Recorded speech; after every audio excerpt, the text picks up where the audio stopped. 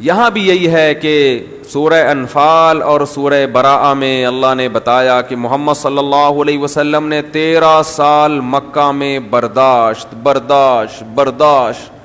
حضرت بلال حبشی ایمان لاتے ہیں, ان کو گرم ریت پہ لٹایا جا رہا ہے, سینے پہ پتھر رکھے جا رہے ہیں. ہمارے نبی صلی اللہ علیہ وسلم سجدے میں جاتے ہیں تو اوجڑی لا کے رکھ دی جاتی ہے. کتنا برداشت, اپنے ساتھیوں کی شہادتیں دیکھ رہے ہیں.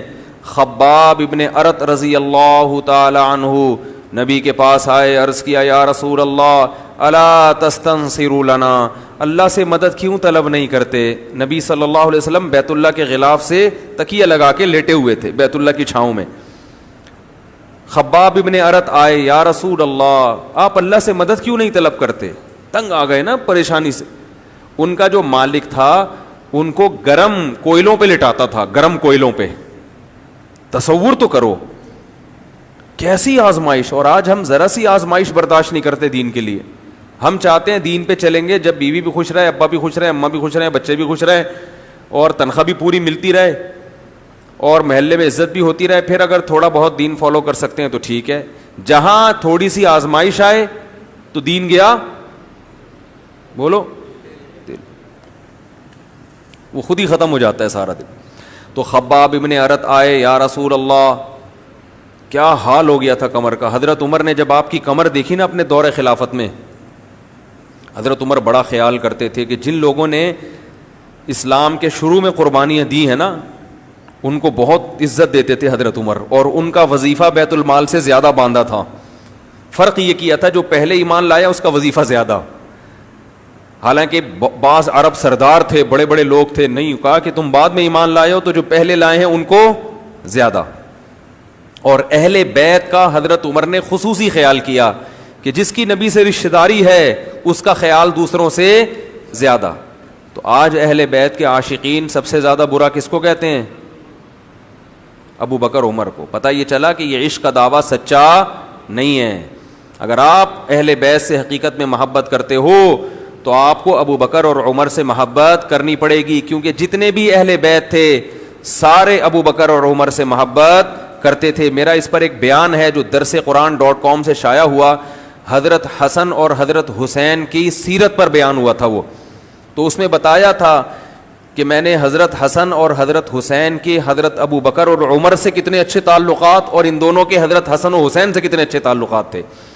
تو یہ ایک ایسا بنا کے پیش کیا جیسے یہ دونوں الگ الگ ہیں. تو حضرت عمر اہل بیت کا خیال کرتے, اور خباب ابن ارت کی جب کمر دیکھی انہوں نے فرمایا اللہ کی قسم ایسی کمر میں نے کسی کے نہیں دیکھی. بعض صحابہ ایسے تھے جنہوں نے میدان جہاد میں اتنے زخم کھائے ہیں کہ ان کی کمر میں کھڈے پڑے ہوئے تھے. عروہ بن عبداللہ ابن زبیر, حضرت زبیر ابن عوام نبی کے پھوپھیزاد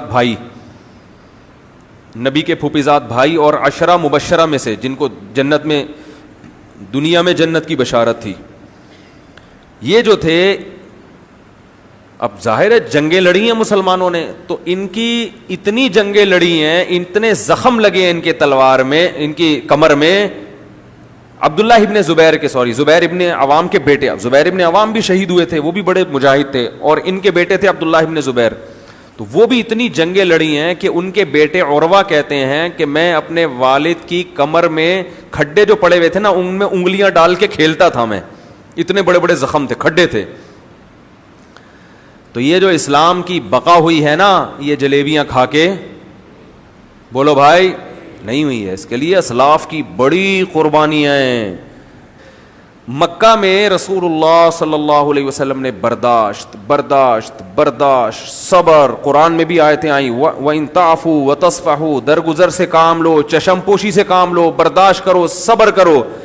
اوجڑی لا کے رکھی جا رہی ہے کمر مبارک پر, اور حکم دیا صبر صبر صبر صبر. 13 سال ہو گئے.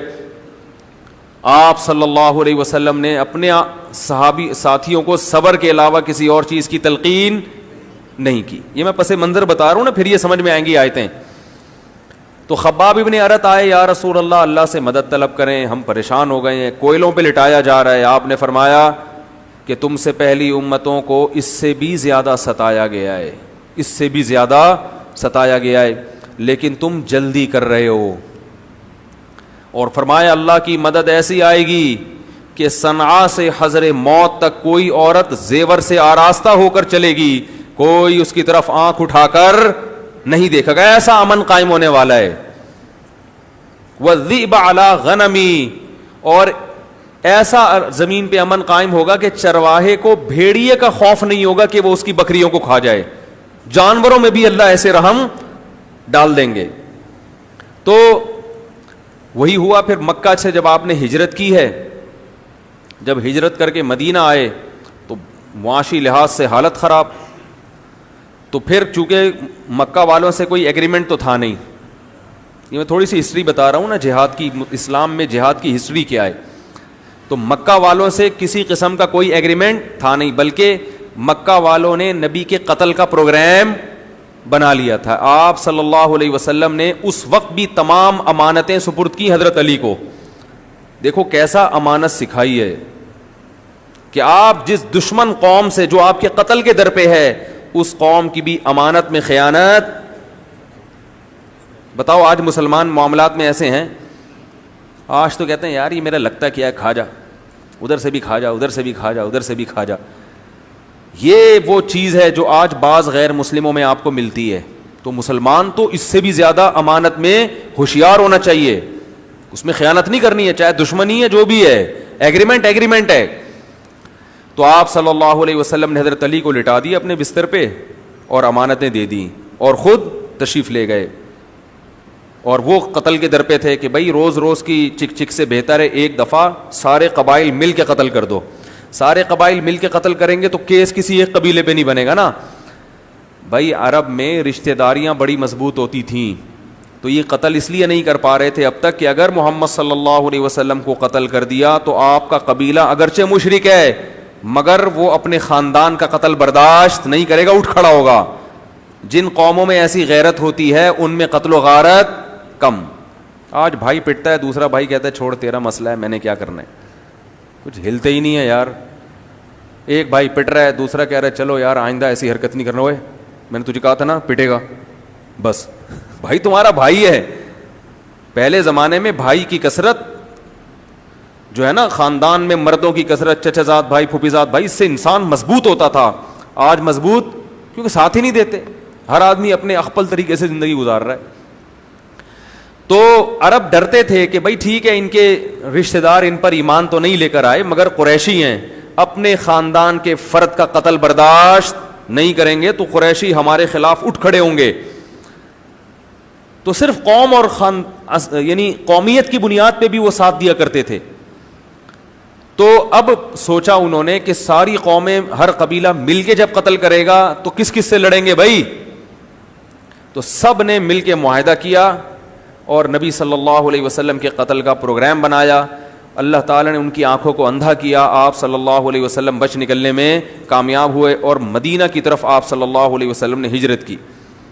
پھر وہ لمبا واقعہ ہے, مدینہ پہنچ کے آپ کا بڑا زبردست, کیونکہ وہاں سب لوگ ایمان لے آئے تھے, بڑا زبردست استقبال ہوا آپ صلی اللہ علیہ وسلم کا. پھر آپ نے, تو میں یہ عرض کر رہا تھا, رسول اللہ صلی اللہ علیہ وسلم نے نہ تو یہ کیا کہ مکہ پہ جا کے چڑھائی کر دی کیونکہ بھائی افرادی قوت نہیں ہے, اور نہ یہ کہ ہاتھ پہ ہاتھ رکھ کے بیٹھے رہے, بھائی جو موقع مل رہا ہے وہ کام تو کریں. تو صحابہ کو حکم دیا کیا کریں گے بھائی, شبخون ماریں گے, ایک حملہ کریں گے اور وہ لے کے نکل لیں گے. لیکن اللہ کا کرنا ایسا ہوا, جب بدر کے مقام پہ پہنچے ہیں تو وہاں پہنچنے سے پہلے یہ جو ابو جہل اور ابو لہب وغیرہ تھے, مخبری ہو گئی کہ مسلمان 313 کا لشکر لے کے آ رہے ہیں. اب جب مخبری ہوئی ہے تو وہاں سے وہ 1000 کا لشکر لے کر آ گئے جس کی مسلمانوں کو توقع نہیں تھی, اور وہ پورے ساز و سامان کے ساتھ آئے. تبھی اس جنگ میں بہت سے صحابہ شریک نہیں ہوئے کیونکہ ان کا خیال تھا کہ یہ کوئی جنگ تو ہو نہیں, ایک تو چھوٹی سی کاروائی ہو رہی ہے.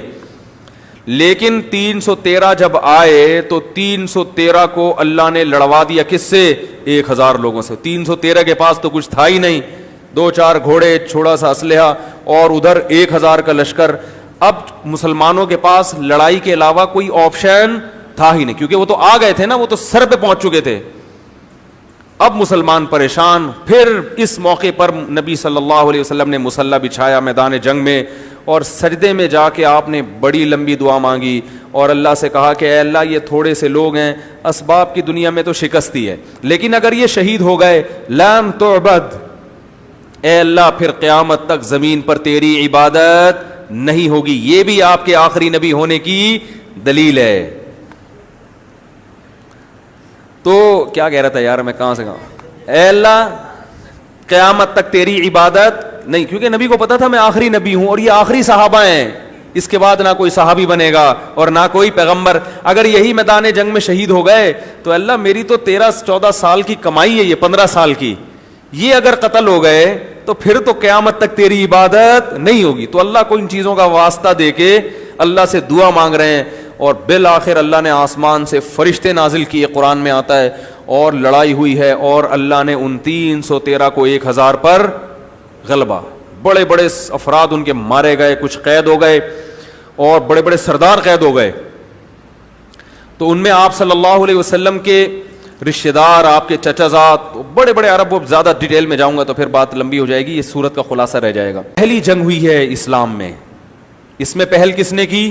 مشرکین مکہ نے, باقاعدہ جنگ بنا دیا اس کو.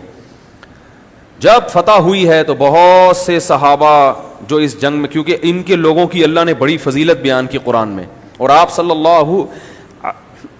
اللہ علیہ وسلم نے ارشاد فرمایا کہ جو بدر میں لوگ تھے ان کے اللہ نے اگلے پچھلے سب گناہوں کو معاف کر دیا ہے, لیکن پھر بھی وہ گناہوں سے بچتے تھے. تو اس کے بعد پھر غزوہ احد, پھر کچھ دن بیٹھے ہیں تو ادھر سے پھر کیا شروع. وہ تو مشرکین مکہ گئے, انہوں نے بولا یہ تو بھائی ہمارا بڑا نقصان ہو گیا, یہ کمزور ہو کے ہم پر غالب آ گئے تو اس کا ہم بدلہ لیں گے. تو خالد ابن ولید جو اس وقت غیر مسلم تھے, اور ابو سفیان وہ بھی غیر مسلم تھے, یہ ان دونوں کی قیادت میں لشکر چلا ہے, اور بہت بڑی تعداد لے کے انہوں نے مدینہ پر حملہ کرنے کا پروگرام بنایا. یہ حملے میں بھی پہل کس نے کی ہے؟ نبی نے پہل کیوں نہیں کی؟ اسباب کی دنیا میں لڑنے کی طاقت نہیں تھی. آپ نے فوکس کس کو کیا؟ دعوت دعوت دعوت. یہاں تک کہ جو قریب میں یہودی قبائل تھے جن سے خطرہ تھا, ان سے بھی آپ نے کیا کیا؟ سلو کی, کہ نہ ہم تمہیں کچھ کہیں گے اور نہ تم ہمارے خلاف دشمن کا ساتھ دو گے, تاکہ امن ہو.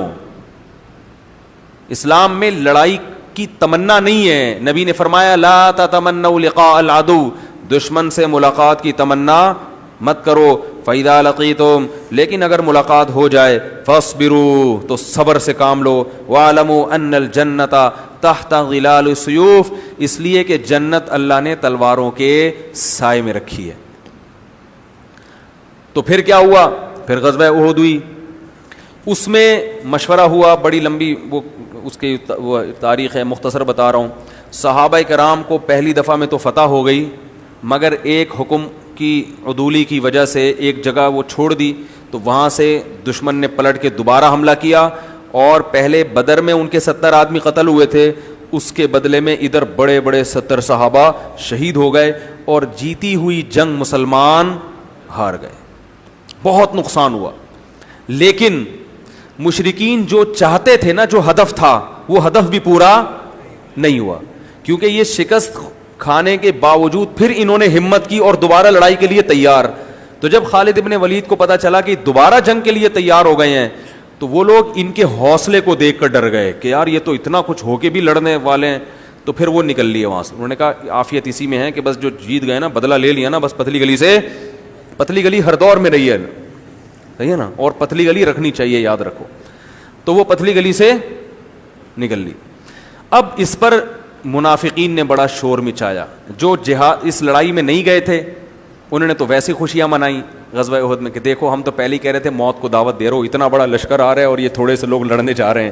وہ اسی وقت سے پروپیگنڈا کرنا شروع. اس کی وجہ سے بہت سے جو نیک ایمان والے لوگ ہیں وہ بھی پروپیگنڈے میں آ کے انہوں نے بھی ارادہ کیا کہ ہم بھی نہیں جاتے, کیونکہ جو پروپیگنڈا کرنے والے لوگ ہیں نا, کانا پھوسی کرنے والے, ہوئے تجھے پتہ ہے کیوں جا کے خیریت تو ہے, ابے یہ مروانے والے لوگ ہیں. آپ نے دیکھا ہوگا جب بھی کوئی اچھی دعوت چلتی ہے نا, اس قسم کے شر پسند ہمیشہ ہوتے ہیں.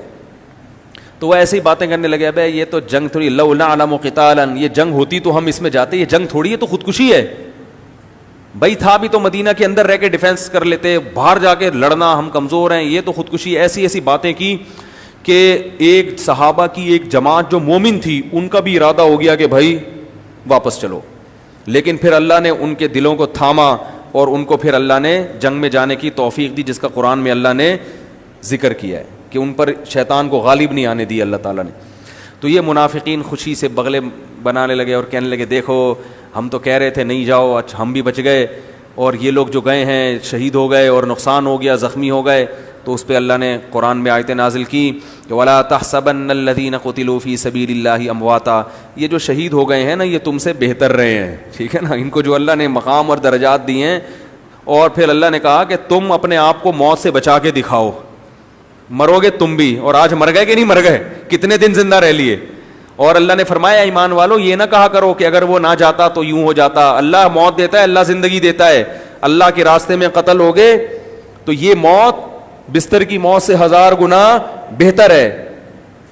تو اور بڑے بڑے قلعوں میں بھی اگر چھپ جاؤ نا تو جن کی مقدر میں موت ہے, موت ان کو لا کے پچھاڑے گی. تو اس لیے موت سے نہیں ڈرنا چاہیے, بستر پہ بھی موت آئے گی, اور میدان جنگ میں اللہ بچانے والا ہوگا تو وہاں بھی بچ جائے گا.